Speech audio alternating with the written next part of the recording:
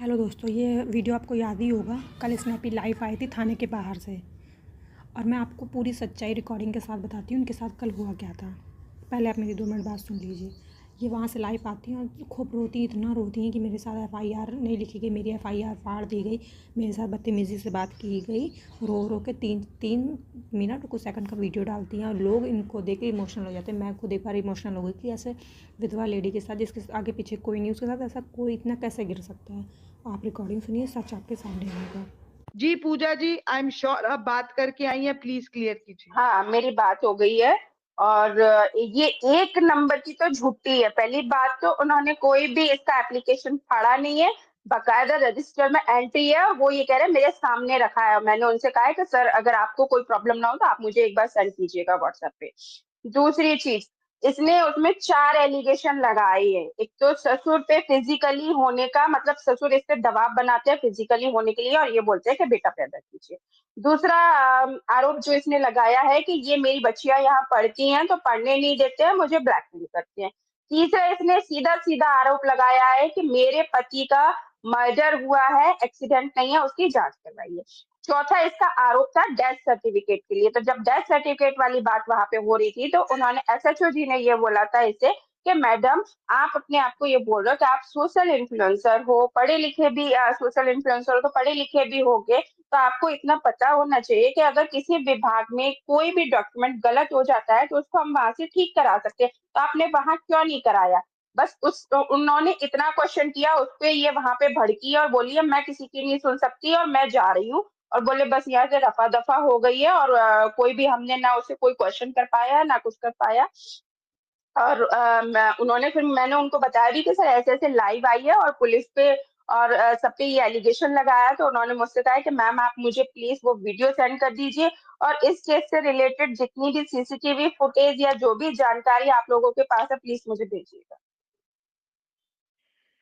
एक मिनट पूजा जी, ये अब सुन लिया आपने पूरी सच्चाई। अब आप पूछोगे कि ये जो रिकॉर्डिंग आपने लगाई ये किसकी है, तो आप जानते होंगे पोलखोलॉजी में एक एडवोकेट पूजा जी हैं, ये उन्हीं की ही बातें हैं। क्योंकि उन्होंने इनकी वीडियो देखने के बाद उन्होंने सीधा थाने पे फ़ोन किया और सारी बातें पता करी, तो वहाँ पे पुलिस वालों ने सारी बातें बताई। जैसा कि स्नैपी रो रो के वीडियो में सब गा रही थी, दिखा रही थी, जनता को इतना बेहाल थी, इतना रो रही थी। सच में एक बार जनता या ऑडियंस इमोशनल हो जाए, मैं खुद इमोशनल हो गई थी। तो ये है इनकी सच्चाई। ये अपने जाल में उल्टा फंस चुकी हैं। अब इस केस में क्या होगा क्या नहीं होगा, अब पुलिस वाले तो अपना बचाव कर लेंगे, क्योंकि उन्होंने इनका वीडियो भी मांगा है कि वो किस वीडियो में क्या बोल रही है।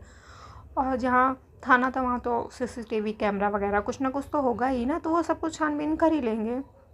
बट इसने कैसे मैनिपुलेट किया है जनता को एक बार फिर।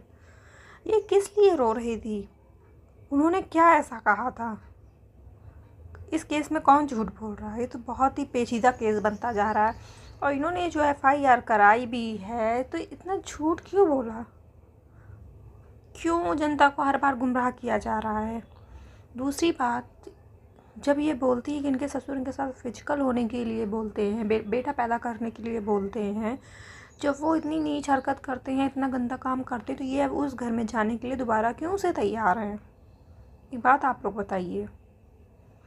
और कुछ टाइम पहले ही इन्होंने एक वीडियो डाला था स्नैपी ने, जिसमें बोल रही थी कि मैं किसी बेटे को गोद ले लूँ, क्योंकि मेरे दोनों बच्चियाँ बोल रही हैं कि मेरा कोई भाई नहीं है, सबके भाई हैं, मेरा कोई भाई नहीं है। तो बेटे लेने का शौक़ तो आपको था, बेटा चाहिए था आपको, तो आपने अपने ससुर को इतना गंदा इल्ज़ाम क्यों लगाया। अब हम लोग नहीं जानते इनके ससुर कैसे, क्योंकि हम लोग वहाँ पे नहीं रहे, ना ही वो सोशल मीडिया पे आते हैं। लेकिन जो ये बताएंगी वही हम लोग सुनेंगे, वही हम लोग जानेंगे। अब इस केस में कितनी सच्चाई है, कौन झूठ बोल रहा है। और दूसरी बात है, अगर आपको आईवीएफ के थ्रू बच्चा करने के लिए कह रहे थे तो आपके ससुर के अंदर इतना दिमाग नहीं था, या आपके अंदर इतना दिमाग नहीं था कि आपके पति जा चुके थे, आप प्रेग्नेंट हो जाएंगी तो दुनिया वाले क्या कहेंगे, किसके बच्चे की माँ बनने वाली है, इसका बाप कौन है। ज़ाहिर सी बात है ससुर से फंसी होगी, लोग तो यही इल्ज़ाम लगाएंगे ससुर से फंसी होगी। भाई पति नहीं तो ससुर का ही बच्चा होगा ना, उस घर में रहती है तो ससुर को इतनी नॉलेज तो होगी और तुमको भी इतनी नॉलेज होगी।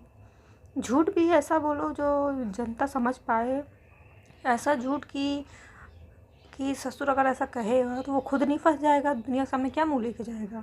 अगर ससुर को बच्चा चाहिए ही था तो अपनी बीवी के साथ IVF करवा ले भाई, एक बेटा पैदा कर ले। और IVF से ज़रूरी नहीं है बेटा ही पैदा हो, बेटी भी होती भाई। कहाँ लिखा है कि IVF से बेटा ही होता है। हाँ, शायद इनके ससुर को कोई प्रॉब्लम रही होगी, ना हो रहा होगा बच्चा, इसलिए उन्होंने कहा होगा स्नैपी के साथ IVF करवा लूँ तो एक बच्चा हो जाए। फिर लड़की हो जाती तो क्या करती? खैर वो तो आप बात की बात है, बट इतना गंदा कैसे बोल सकता है कोई, समझ में नहीं आ रहा है। इस हद तक कैसे कोई गिर सकता है। और इन मैडम ने एक इल्ज़ाम ये भी लगाया है कि मेरी बच्चियाँ पढ़ने जाती हैं, उनको पढ़ने नहीं दिया जा रहा है, मुझे ब्लैकमेल किया जा रहा है।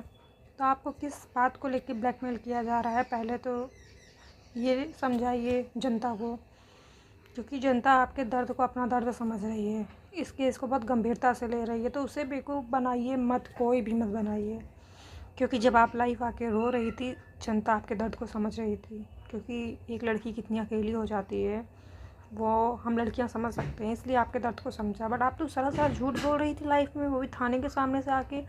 क्या दिखाना चाहती थी कि हाँ मैं FIR करने आई हूँ, आप लोग देखो प्रूफ। मुझसे कहा गया था इतने दिन तक कुछ मत बोलो, जब आएगा टाइम तो बोलना, इसलिए मैं कुछ नहीं बोलती थी। और आज मेरी FIR की कॉपी फाड़ दी गई है। अरे कोई पुलिस वाला ऐसा नहीं कर सकता कि किसी की भले FIR ना लिखो बात ही बात, लेकिन कोई किसी की कॉपी नहीं फाड़ सकता। ये बोल रही थी कि इनके मामा जी ने उसको पैसे भर दिए इसलिए उसने FIR फाड़ दी है।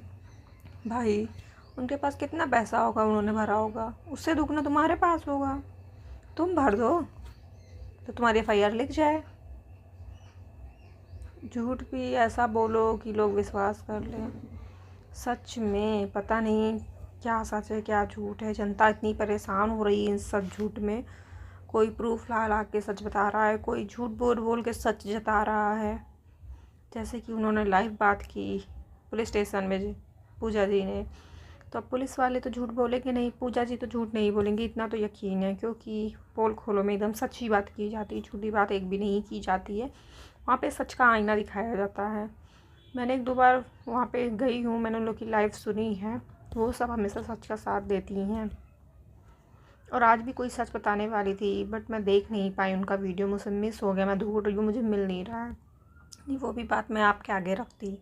जैसे कि इस रिकॉर्डिंग में साफ हो रहा है कि जो इन्होंने इनके पति का डेथ सर्टिफिकेट था उसमें शायद इनका नाम नहीं था, ऐसा ही कुछ था। तो उसमें पुलिस वाले ने इनसे कहा कि मैडम जी आप पढ़ी लिखी हो, सोशल मीडिया चला रही हो। सच बात है, पढ़ी लिखी हो भाई तभी तो सोशल मीडिया चला रही हो। तो आपको पता नहीं है कोई भी डॉक्यूमेंट्स गलत होता है तो उसको सही करा दिया जाता है। बस इसी बात पे ये भड़क गई और वहाँ से चली आई कि तुम मुझसे कैसे सवाल कर सकते हो। और सच बात है, अभी हम लोग का आधार कार्ड में नाम गलत होता है, कहीं नहीं लेता तो क्या हम लोग कहीं जाते हैं लगाते हैं, नहीं शो होता, नाम मैच नहीं करता तो हम लोग नेम नहीं चेंज करवाते हैं। शायद इस बात की इनको जानकारी नहीं थी या ये अपने आगे किसी की सुनना नहीं चाहती थी।